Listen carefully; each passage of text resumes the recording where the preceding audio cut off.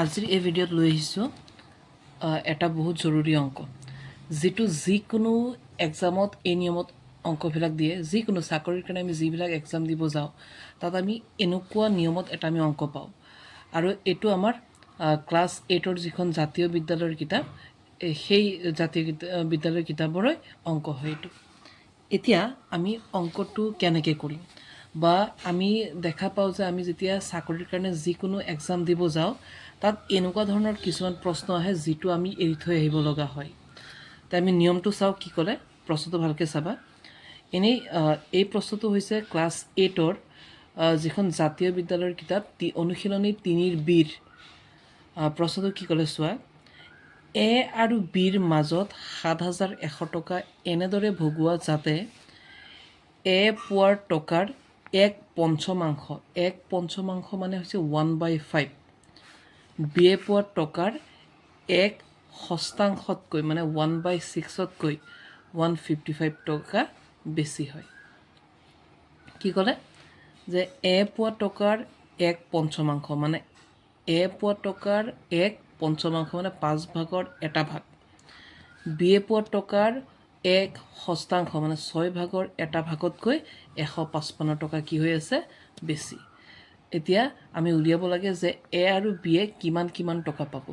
ইয়াৰ বুজিলোঁ যে এ আৰু বিৰ মাজত কিমান টকা ভগাব দিছে ৭,১০০ টকা মানে এ আৰু বিৰ মিলাই কিমান টকা আছে ৭,১০০ টকা তে মই যদি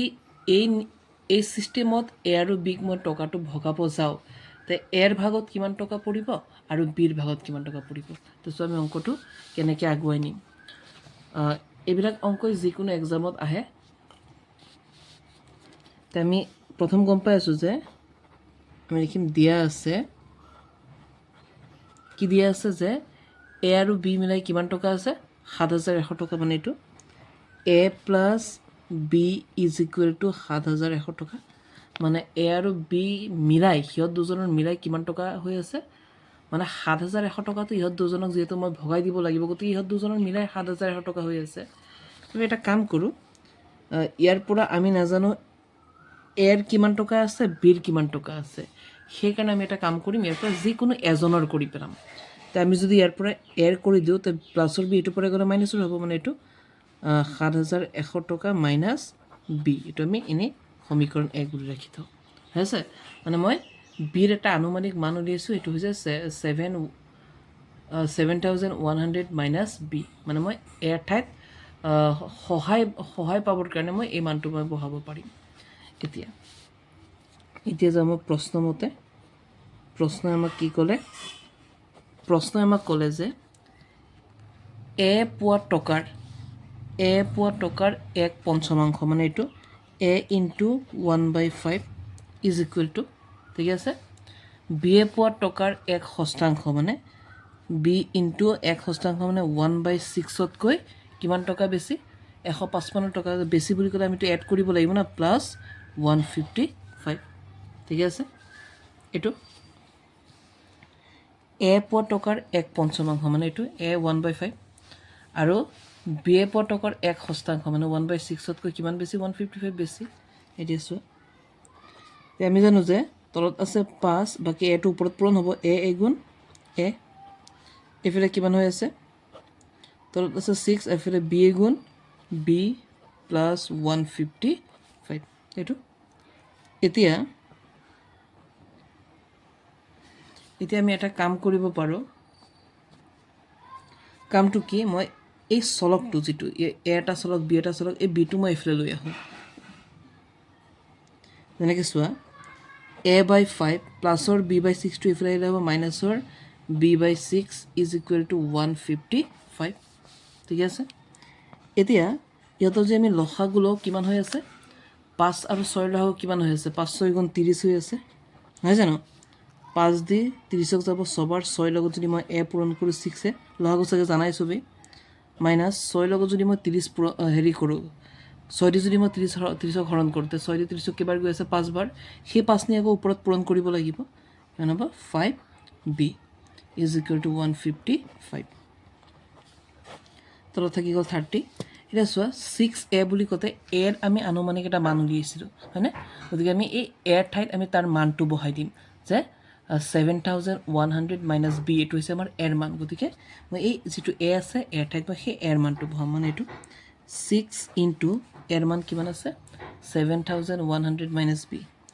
7,100 মাইনাছ বি এইটো এৰ মান হ'ল বাকীখিনি চেম থাকিব minus 5b is equal two 155 ঠিক আছে এতিয়া কি কৰিম চোৱা তলত আমাৰ 30 থাকিব ওপৰত এইটোৰ লগত দুটা ইনটু হৈ আছে কিমান হ'ব 6 লগত যদি মই 7,100 পূৰণ কৰোঁ 6 0 6 আকৌ 6 0 6 6 গুণ 6 7 6 গুণ 42 ঠিক আছে 6 0 আকৌ 6 0 6 গুণ 6 6 7 গুণ 42 লগত হ'ল নহয়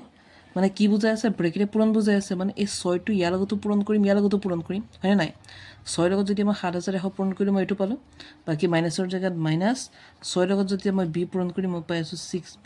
আৰু ইফালেতো মোৰ আগৰ পৰাই আছে 5b ইজ ইকুৱেল টু 155 সেইটো তাৰপিছত চোৱা এতিয়া তলত থাকিব 30 ওপৰত থাকি গ'ল মোৰ 42600 মোৰ মাইনাছৰ 6b মাইনাছৰ 5b তো মাইনাছৰ মাইনাছটো প্লাছেই কৰিব লাগে নহয় জানো তো মাইনাছৰ 6b আৰু মাইনাছৰ 5b তে হৈ যাব কি মাইনাছৰ কেইটা বি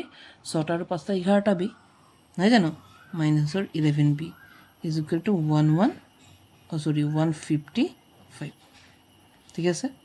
এতিয়া এটা জানো যে ইয়াৰ তলত একো নাই মানে কি আছে এটা 1 আছে এইটো আমি ক্ৰছ পূৰণ কৰি দিওঁ নহয় জানো ব্ৰজ পূৰণ বুলি কয় আৰু এতিয়া এইটো আমি কি কৰিম এইটো ইয়াৰ তলত একো নাই মানে একটা আছে তো এইটো আমি ক্ৰছ পূৰণ কৰোঁ নহয় জানো ক্ৰছ পূৰণ কেনেকৈ কৰে ওপৰখিনি গৈ পৰে তলৰ লগত আৰু তলটো গৈ পৰে ওপৰৰ লগত মানে ইহঁত দুটা পৰি আছে 1ৰ লগত আকৌ 30 পৰি আছে 155ৰ লগত তে ইহঁতখিনি যদি মই 1ৰ লগত পূৰণ কৰোঁতে ইহঁতেই পাই আছোঁ কাৰণ 42600 যদি মই 1ৰ লগত পূৰণ কৰোঁ এইটোৱেই পাম 42600 minus 11b এগুণ 11b is equal two এনেকৈ হৈ গ'ল এতিয়া আকৌ এনেকৈ কৰিব লাগিব তো মই ক্ৰছ পূৰণ দুটা টাইপে এটা এনেকৈ যাব এটা এনেকৈ যাব তো যেতিয়া এইখিনি গৈ তলত পৰিলতে আমি এইটো চেম পালোঁ তো 30 যেতিয়া মই 155ৰ লগত কৰিম কিমান হৈ আছে 155ৰ লগত যদি মই 30 ইনটু কৰোঁ তো হৈছে 0 0 0 এইফালে 3 5 গুণ 15 5 1 3 5 15 1 16 থাকিব 1 3 গুণ 3 1 4 0 5 0 5 6 0 6 আৰু 4 নামি আহিব কিমান হ'ব 4650 ঠিক আছে মানে এইটো মই কি কৰিলোঁ ক্ৰছ পূৰণ কৰিছোঁ ঠিক আছে এইখিনি গৈ তলত আৰু ই গৈ ওপৰত এতিয়া ইয়াত বুজি আছোঁ যে এইটোক আমি সিটো পাৰ কৰি দিওঁ যে এইটো যেতিয়া সিটো পাৰ যাবগৈ এইফালে থাকিব মাইনাছৰ বি 11b মাইনাছৰ 11b ইজ ইকুৱেল টু এইফালে থাকিব 4650 আৰু এইটো সেইফালে যাবগৈ ই প্লাছত আছে সেইটো পাৰ গ'লে কি হ'ব মাইনাছৰ 42600 এইটো এতিয়া কিমান হ'ব minus 11b is equal two যদি মই বিয়োগ কৰোঁ আমি বিয়োগৰ কিন্তু ডাঙৰটো ওপৰত পাতিব লাগিব 42600 পৰা মই বিয়োগ কৰিম 4650 যদি বিয়োগ কৰোঁ কিমান হ'ব 0 পৰা 0 গ'লে 0 0 পৰা 5 নাযায় 1 ধাৰ কৰা 10 10 পৰা 5 গ'লে 5 ইয়াত আছে 5 1 ধাৰ কৰা 15 15 পৰা 6 গ'লে 9 1 আছে 1 ধাৰ কৰা 11 11 পৰা 4 গ'লে কিমান থাকিব 7 ইয়াত থাকিব 3 নহয় জানো ঠিক আছে বিয়োগটো কিমান হ'ব 37950 মাইনাছৰ বেছি আছে গতিকে ইয়াত মাইনাছ চিন আহি যাব দুইফালে যদি মই মাইনাছ কাটি দিওঁ তে মোৰ 11b মান হৈছে এইটো ইয়াৰ পৰা মই কি কৰিব পাৰোঁ যেহেতু 11টো বি লগত হৈ আছে পূৰণ তে মই সেইটো পাৰ কৰি দিলে কিহত যাবগৈ হৰণত যাবগৈ অৰ্থাৎ এইফালে বি থাকি যাব সেইফালে থাকিব 37950 11 ঠিক আছে এতিয়া হৰণ কৰি দিম ন তো যদি হৰণ কৰোঁ কিহেৰে গৈ আছে চোৱা 37950 তো চোৱা 11 3 গুণ 33 ঠিক আছে তে 7ৰ পৰা 3 গ'লে 4 হৈ আছে 3 পৰা 3 নাযায় 9 নামি আহিব 49 11 4 গুণ কিমান হৈ আছে 44 9ৰ পৰা 4 গ'লে 5 ঠিক আছে 4 পৰা 4 নাযায় এইবাৰ এই 5টো নামি আহিব 55 11 5 গুণ কিমান হৈ আছে 55 নহয় জানো তো 0টো ক'ত যাবগৈ ওপৰত যাবগৈ তে কিমান থাকিল আমাৰ বিৰ মান তো বি হৈ গ'ল কেইবাৰ পালোঁ 345 আৰু 0টো আছিল নহয় 0টো ইয়াত দি দিলে হৈ আছে ঠিক আছে আমাৰ বিৰ মান কিমান হৈ গ'ল 3450 টকা এতিয়া আমি কাৰ মান উলিয়াব লাগিব এৰ মান মানে নিয়মটো কি আছিল যে ৭,১০০ টকা এ আৰু বিক ভগাই দিছিল তে যেতিয়া আমি ৭,১০০ টকা এ আৰু বিক ভগাই দিলোঁ তে আমি ইয়াৰ পৰা গম পালোঁ যে বিয়ে কিমান পাইছে ৭,১০০ৰ পৰা ৩,৪৫০ টকা বিয়ে পাইছে তো বাকী এ কিমান পাব ৭,১০০ৰ পৰা আমি ৩,৪৫০ যদি আমি বিয়োগ কৰি দিওঁ এইখিনি এ পাই আছে নহয় জানো এতিয়া আমাৰ এ কিমান পাই আছে টোটেল কিমান টকা আছিল ৭,১০০ টকা তাৰ পৰা বিয়ে কিমান পাই গ'ল ৩,৪৫০ তো এ আৰু বিক আমি ভগাই দিব লাগে ৭,১০০ টকা দুজনৰ মিলাই ৭,১০০ টকা মানে দুজনে ৭,১০০ টকা পাব তাৰে যদি দুজনৰ পৰা এজনৰ যদি ৩,৪৫০ টকা তে ৭,১০০ৰ পৰা ৩,৪৫০ টকা বাদ দিলে যিখিনি থাকিব এইটো হৈছে আনজনৰ অৰ্থাৎ ৭,১০০ৰ পৰা যদি মই ৩,৪৫০ যদি মই বিয়োগ কৰি দিওঁ যিটো ওলাব সেইটোতো আমাৰ এড হ'ব না কিমান হ'ব বিয়োগ কৰিছোঁ ৭,১০০ৰ পৰা ৩,৪৫০ যেতিয়া মই বিয়োগ কৰিম 0ৰ পৰা 0 গ'লে 0 এক ধাৰে কৰিম 10 10ৰ পৰা 5 গ'লে 5 ইয়াত 0 আছে এক ধাৰ কৰা 10 10ৰ পৰা 4 গ'লে 6 ইয়াত আকৌ 7 নাই এক কমি গ'ল 6 6ৰ পৰা 3 গ'লে 3 কিমান হ'ব ৩,৬৫০ এইটো তো গম পালোঁ যে ৭,১০০ টকা যেতিয়া এ আৰু বিক মই ভগাই দিম তে এ পাব ৩,৬৫০ আৰু বি এ পাব ৩,৪৫০ টকা দুটা যদি প্লাছ কৰে ৭,১০০ টকা ওলাই আছে ঠিক আছে তো এনেকুৱা ধৰণৰ প্ৰশ্নবিলাক আমাৰ যিকোনো আমি যেতিয়া চাকৰিৰ এক্সামবিলাক দিব যাওঁ তাত এনেকুৱা ধৰণৰ প্ৰশ্নবিলাক থাকে কিন্তু আহে আৰু এনেই এইটো অংক হৈছে আমাৰ ক্লাছ 8ৰ আৰু ক্লাছ 8ৰ অনুশীলনী 3Bৰ আমাৰ 14 নম্বৰ কুৱেশ্যনটো এইটো অসম জাতীয় বিদ্যালয়ৰ কিতাপখন হয় আৰু তো নেক্সটটো চোৱা এতিয়া এইটো প্ৰশ্ন চোৱা এইটো আমাৰ ক্লাছ 8 মেথছৰ অনুশীলনী 3B যিটো অসম জাতীয় বিদ্যালয়ৰ কিতাপ হয় আৰু ইয়াৰে 15 নম্বৰ অংকটো চাম আৰু এনেকুৱা নিয়মৰ অংক আমাৰ যিকোনো চৰকাৰী পৰীক্ষাবিলাক যেতিয়া আমি দিব যাওঁ তাত আমি এনেকুৱা ধৰণৰ কিছুমান প্ৰশ্ন দেখা পাওঁ তে এনেকুৱা ধৰণৰ যদি অংক হয় আমি কেনেকৈ কৰিম চোৱা বহুত দৰকাৰী অংক এইটো কি কৈছে দুটা অংক বিশিষ্ট সংখ্যা মানে আমি জানো যে এটা সংখ্যা হ'বলৈ কমেও আমাক দুটা অংক লাগিব যেনেকৈ ধৰা 12 এটা সংখ্যা কিন্তু 12 সংখ্যাটো হওঁতে ইয়াত 1 আৰু 2 দুটা অংক আছে অংক কোনবিলাক 0ৰ পৰা 9 লৈকে 0 1 2 3 4 5 6 7 8 9 এই 10টাক আমি অংক বুলি কওঁ আৰু 10ৰ পৰা যিমান আছে চব আমি সংখ্যা বুলি কওঁ এতিয়া দুটা অংক বিশিষ্ট সংখ্যা মানে যেনেকৈ 12 ইয়াত অংক দুটা আছে আৰু 12 এটা সংখ্যা তো কি ক'লে দুটা অংক বিশিষ্ট সংখ্যা এটাৰ একক স্থানৰ অংকটো হৈছে 3 আৰু এটা দুটা অংক বিশিষ্ট সংখ্যা হ'বলৈ আমাক দুটা স্থান লাগিব একক স্থান আৰু দশক স্থান তাৰে একক স্থানটো 3 দিছে তাই আমি দশক স্থানটো আমি x বুলি ধৰি ল'ব লাগিব যিহেতু দিয়া নাই তাৰপিছত কি কৈছে সংখ্যাটো অংক দুটাৰ যোগফল 7 গুণ সংখ্যাটোৰ অংক দুটাৰ যোগফল কিমান দিয়া আছে 7 গুণ তো সংখ্যাটো নিৰ্ণয় কৰা তাই আমি জানো যে সংখ্যা ওলোৱাৰ আগত আমি কি উলিয়াব লাগিব অংক দুটা উলিয়াব লাগিব কাৰণ দুটা অংকহে এটা সংখ্যা বনাব পাৰে আৰু দুটা অংক বুলি ক'লে এটা একক স্থানৰ অংক এটা দশক স্থানৰ অংক আৰু আমাক একক স্থানৰ অংকটো দিয়ে আছে চোৱা আমি লিখোঁ অংকটো চোৱা আমি লিখিম দিয়া আছে একক স্থানৰ অংকটো কিমান একক স্থানৰ অংকটো কিমান দিয়া আছে 3 এইটো এতিয়া এটা সংখ্যা হ'বলৈ আমাৰ স্থান দুটা লাগিব একক স্থানৰ অংক আৰু দশক স্থানৰ অংক ইয়াত যেহেতু একক স্থানৰ অংকটো দিয়া আছে গতিকে আমি দশক স্থানৰ অংকটো ধৰি ল'ব লাগিব ধৰো দশকৰ স্থানৰ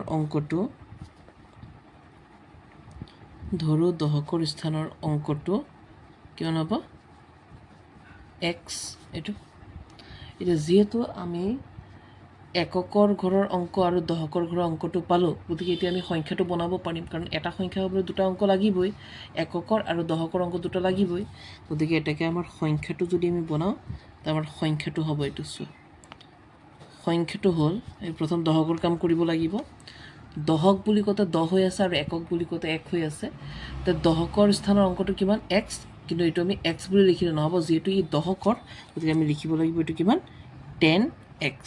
প্লাছ একক মানে 1 এককৰ স্থানৰ অংকটো 3 তো যিহেতু ইয়াত 1 আছে তে 1ৰ লগত যদি মই 3 পূৰণ কৰোঁ মানে 3 গুণ 3 হৈ আছে এইটো ঠিক আছে তে এককৰ ঘৰৰ অংকটো দিয়া আছে 3 দহকৰ স্থানৰ অংকটো আমি ধৰিছোঁ x গতিকে আমি সংখ্যাটো বনাইছোঁ এইটো হ'ব 10x + 3 এতিয়া প্ৰশ্ন মতে প্ৰশ্ন কি ক'লে দুটা অংকবিশিষ্ট সংখ্যা এটাৰ একক স্থানৰ অংকটো 3 এতিয়া একেলগে হৈ গ'ল সংখ্যাটোৰ অংক দুটা সংখ্যা বুলি কওঁতে এইটো আমাৰ সংখ্যাটো লিখাই আছে কি আমাৰ সংখ্যাটো 10x + 3 এইটো সংখ্যাটোৰ অংক দুটা হৈছে এটা x আৰু এটা কিমান 3 অংক দুটাৰ যোগফল তে আমাৰ অংক দুটা যোগ কৰিব দিছে মানে আমি x আৰু 3 ক আমি কি কৰিম যোগ কৰিম অংক দুটাৰ যোগফলৰ 7 গুণ আকৌ ইয়াৰ আমাক কেই গুণ ল'ব দিছে 7 গুণ এইটো 7 গুণ ঠিক আছে দিছো 10x + 3 = এই 7টো দুটাৰ লগত পূৰণ হৈ আছে তো কিমান হ'ব 7ৰ লগত যদি মই x পূৰণ কৰোঁ হৈ আছে 7x প্লাছ আকৌ 7ৰ লগত 3 পূৰণ কৰিলে 7 3 গুণ 21 এটা কাম কৰা চলকটা বাওঁফালে কৰি দিয়া আৰু চলক নথকাকেইটা সোঁফালে কৰি দিয়া যেনেকৈ 10x এই 7x টো চলকৰ এই প্লাছত আছে ইফালে আহি গ'লে কি হ'ব মাইনাছৰ 7x সেইফালে আছে 21 প্লাছৰ 3 টো পাৰ গ'লে কি হ'ব মাইনাছৰ 3 তো এতিয়া কিমান হৈ আছে চোৱা 10টা xৰ পৰা যদি মই 7টা x বিয়োগ কৰি দিওঁ মোৰ কেইটা থাকিব 3টা x সমান এইফালে 21ৰ পৰা যদি 3 যায় মোৰ কিমান থাকিব 18 নহয় জানো এতিয়া ইয়াৰ পৰা যদি মই x ৰাখি দিওঁ 3টো x লগত পূৰণ হৈ আছে এইটো পাৰ গ'লে ক'ত যাবগৈ হৰণ মানে 18 ওপৰত 3 তলত 3ৰে 18 কেইবাৰ যায় 6 বাৰ তো আমাৰ xৰ মান কিমান হৈ গ'ল 6 নহয় জানো গতিকে x মানে কোন আছিল দহকৰ স্থানৰ অংকটো আমি পালোঁ যে আমাৰ দহকৰ স্থানৰ অংকটো কিমান পাই গ'লো দহকৰ স্থানৰ অংকটো আমি x ধৰিছিলোঁ গতিকে x আমি 6 পালোঁ মানে আমাৰ এককৰ স্থানৰ অংকটো 3 আৰু দহকৰ স্থানৰ অংকটো কিমান 6 বিচাৰি আছে কি আমাক সংখ্যাটো নিৰ্ণয় কৰা গতিকে আমাৰ পৰা অংক বিচৰা নাই সংখ্যা বিচাৰি আছে গতিকে আমি ক'ব লাগিব সংখ্যাটো হ'ল আমি সংখ্যাটো কি ধৰিছিলোঁ এইটো 10x + 3 10x + 3 এইটো চোৱা সংখ্যা ওলাই আছে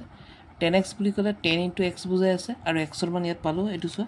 xৰ মান কিমান পালোঁ 6 গতিকে xৰ চিধা 6 বহাই দিলোঁ +3 কিমান হ'ব 10 6 গুণ 60 সেইফালে থাকিব 3 তো 60 লগত যদি মই 3 যোগ কৰোঁ হ'ব 63 এইটো মোৰ সংখ্যা চোৱা 63 এটা সংখ্যা য'ত অংক দুটা আছে এটা 6 এটা 3 নহয় জানো তে 3 হৈছে গম পাই আছা এককৰ ঘৰৰ অংকটো আৰু 6 হৈছে দহকৰ ঘৰৰ অংকটো ইয়াত কৈ দিছে যে আমাৰ এককৰ ঘৰৰ অংকটো কিমান 3 ঠিকে আছে এইটো আৰু দহকৰ ঘৰৰ অংকটো কিমানত হৈছে 6 ঠিকে আছে হৈছে গতিকে এনেকুৱা ধৰণৰ প্ৰশ্নবিলাক আমাৰ যিকোনো এক্সামবিলাকত আহি থাকে আৰু এনে এইটো ক্লাছ 8ৰ অনুশীলনী 3Bৰ কুৱেশ্যন নম্বৰ 15টো হয়